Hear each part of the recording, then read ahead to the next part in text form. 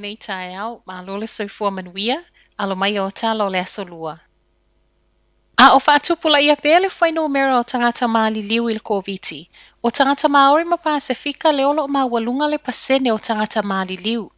I leo te lenga, o le tolu se fulu fitu pasene o tangata maali liu ono le whaama i tutono New Zealand o tangata maori ma Pasifika. Ma olo ma walunga I lava tangata Pasifika whaatusa I isi tangata nuu. I tangata Maori o se fulu iwa pasene o tangata Mali liu, a o tangata Pasifika, tolu se fulu valu pasene. O le toa tele o tangata ilalo le ono se fulu tausanga wa Mali liu o tangata Maori. Mai le te whānaua Waipareira Clinical Leader Tracy Peterson i le One News, e ui o le toa tele o tātou tangata o mawhaiona feso o ta HEP po o fo mai whaale ainga. E le masaniai, o na iei se veso o ta inga ma au nanga nei, ma o se tasi leo I tu whaingata, I taimi o loo mawalungai le Omicron.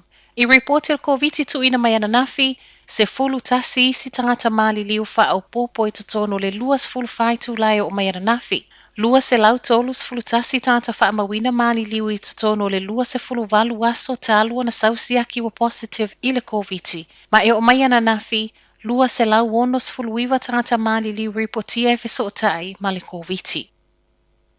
Ua iai talo sanga wa tatawa na whaatu la fonoina au nanga lo mawhaia o na whaia whaatawa e totongi muli muli, po le buy now, pay later services.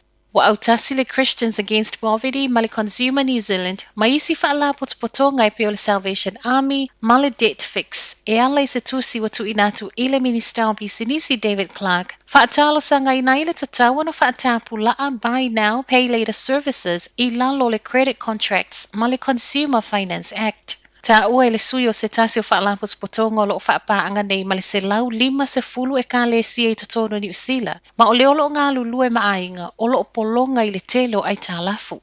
Buy now, pay later services e awhele afterpay, ham, lay buy ma le sip maisi, po au nanga nei e mawhaiona au mai le oloa, ai totongi muli muli. O le whina ua whaalapos potonga o lo o whaatalo sangaina le whaatu la fono nei au nanga, e le o iei se ese sengo au nanga nei ma loans po ono no ngā tupe, ma e tatawa na whaatalo sanga e peo le loan e ala I le uia o ta iala masani.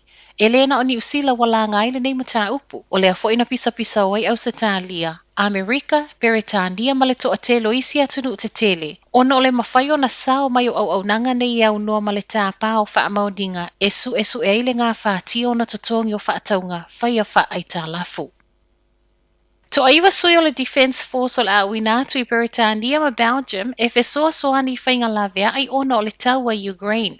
O le wa ioi le kāpeneta, awina atu le to aiwa o sui o le amia New Zealand I Beretania ma Belgium e fesoa soani I a tātou whainga whaapaanga maia malo mo le tolu masina. O le whaamauninga lea mai tamaitai pa le mea Jacinda Ardern ma o le toa fitu. O le ao I Beretania e fesoa soani le awolo o ngā lulua I le taua Ukraine. A o le isi to alua, o le awha alau te leina feso o ta inga ma le malama I ngā luenga whaapaanga feso o ta ianga I Ukraine. O le fwoi wa mali lia le kāpeneta e wha o ngā a se tatau wha maumau le ami mo le tolu masina.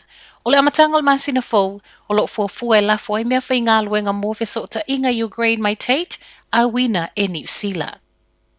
E iei le tali tonu ngai lo maua umatanga to lo whaia le amio leo le tu o whanau I totono o ta avale, po o nisi lavo no fuanga ai o e ta alo il casino. Fast fulu valu tangata wa trespass, po o tu inatu iei tusi wa tapo I lato ma le Sky City Casino I Aukilani. Ona wa maua lo tu u whanau I totono o ta avale o lo I kāpaka, whaano no fo I poto o whaletali malo, po o lunga fo o le awala, ai o omi. Sa wai le tari tonu ngo se tasi o tangata so isu e tala le News Hub, e le na o le pau lea. Ma e tali tonu foi, e iai isi o lo tu una o whanau I whale. A o maa wai tangata mātutua, ua sau foi reporti o le maa ua le se fulu wono I lato ili au sia tau sanga whaatapu la e mawhai e o na ulu whale le casino.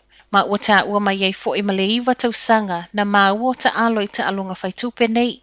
Whaalia I le Internal Affairs, whaanga solo pea lato tala noanga ma le pūlengo le casino ina ia mauti noa o lo whaia foi lo lato tiuti.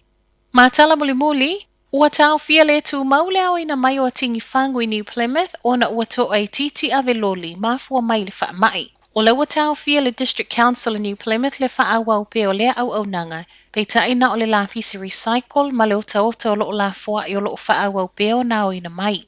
O tingi whangu o sau le swinga, o le ama whai lava o nā ngai le ai ngai transfer station e recycle fuai. Po le ono sa isa ia toi a mata au mai pe a lava le au whai ngā luenga. Ua whaamalia mai ele council i whesoia inga vavave pe tai, wo se tūlanga whai ngā tāte le ona wha au le au nanga ma ua mo mi ai le tau fia mo se taimi le tu mau. Tala nao le nei tae au, manuia le nei aso. Whai mea alofa i ai.